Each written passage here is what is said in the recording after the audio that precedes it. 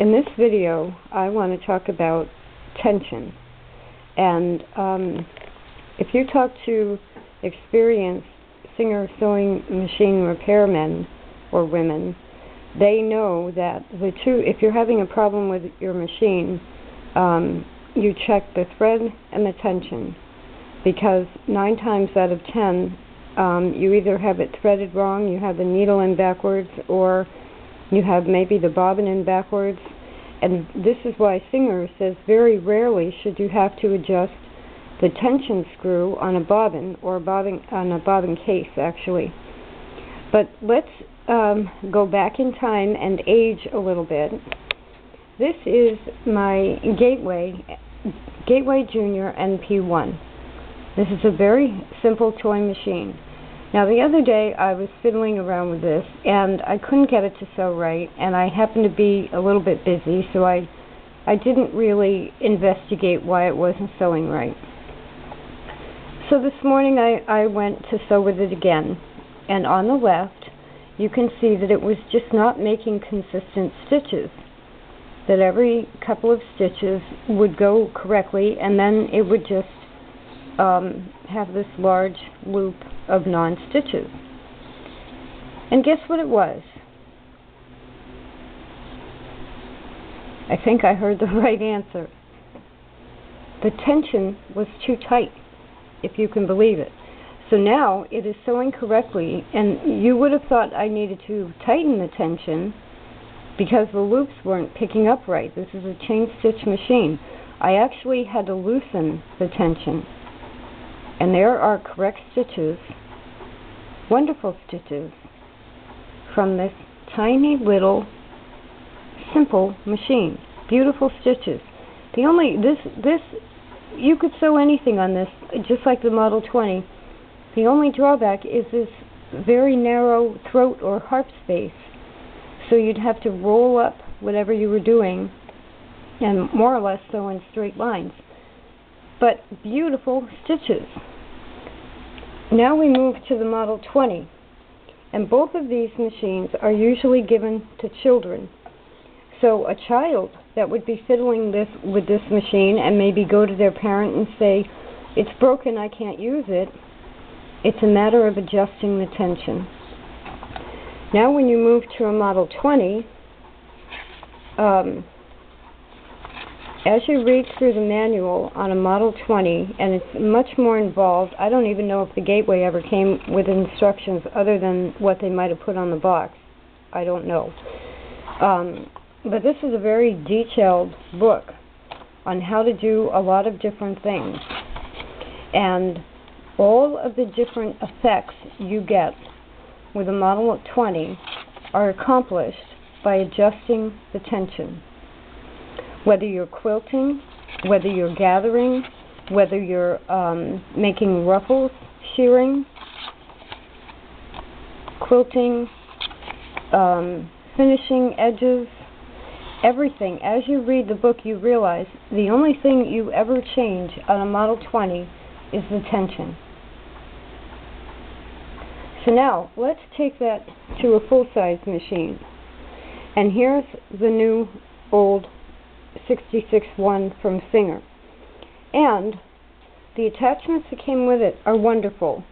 And if you take that application of tension and knowing your tension, this is almost their simplest, I think, if not their simplest tension knob. This is your sewing machine right here. This is all you need to master right here. Obviously you can hand crank it, and obviously you can change the stitches, the stitch length. But if you look at their attachments, there's a ruffler, a tucker, an adjustable hammer. This is the seam guide. This is a binding foot. And there's a quilting foot. With all of those, to master all of those, what you do is adjust the tension. Now, here's what we're going to do. One of the directions in a Model 20 instruction manual is how to do gathering. So I have it's single layer cotton And I'm going to try this on the 66. I'm going to tighten this tension knob as far as it will go. Now this has a bobbin in it, and you're not just dealing with a single thread such as the chain stitch machine. So this is an overly tight upper thread. And what we're going to see is if I can do gathering this way.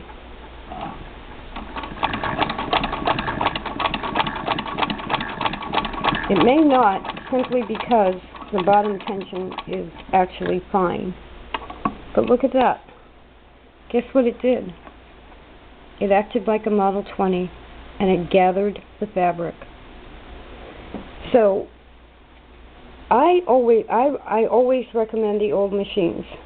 Now my brother has all kinds of stitch selectors and zigzag, and it's got a wonderful general purpose presser foot. My 237s are wonderful. I love all of them.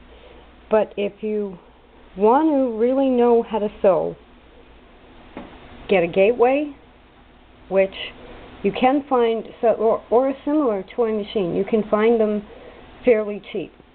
Fiddle with it as if you're a child who doesn't have all the answers. Or get a Model 20 and make 5 or 6 projects only adjusting the tension. Then, just like they teach us in school or in growing up, then move to a full-size, very simple machine where all you're changing is the stitch length and the tension. So now, if this hadn't come with the attachments, I could say, you know what, I don't care. I can do anything I need to do because I can figure it out by what I already know from the Model 20. So people tend to play down the toy machines, but there's a wonderful lesson in not acting like a kid. Obviously, you know, nobody needs to regress or anything, but by taking the simple steps that are taught to children in the past, such as picking up a Model 20 handbook. I don't have a way to copy that on a copier and upload it right now, or I would do that.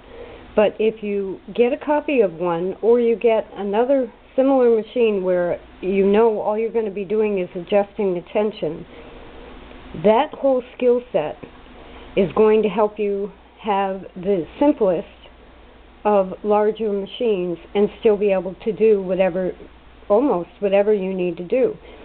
Now here's an example of what maybe you don't need to do, and yes, I get a little opinionated.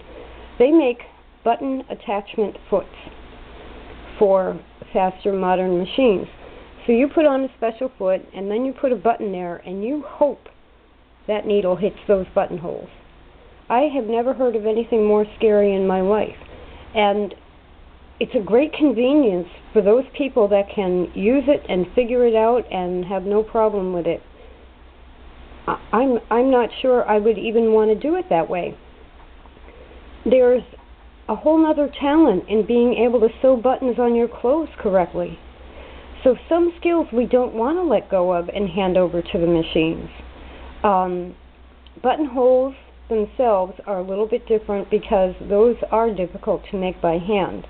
But sewing on a button takes 2 seconds, and to buy a button foot is like $12 or more. And to me, it's much easier to just sew the button on. So you have to use your own likes and dislikes. But if you start with the idea that vintage toy machines taught children how to sew by adjusting the tension, if you buy a current Singer plastic child's machine, it's all about the batteries. The batteries make it go zoom, zoom, zoom.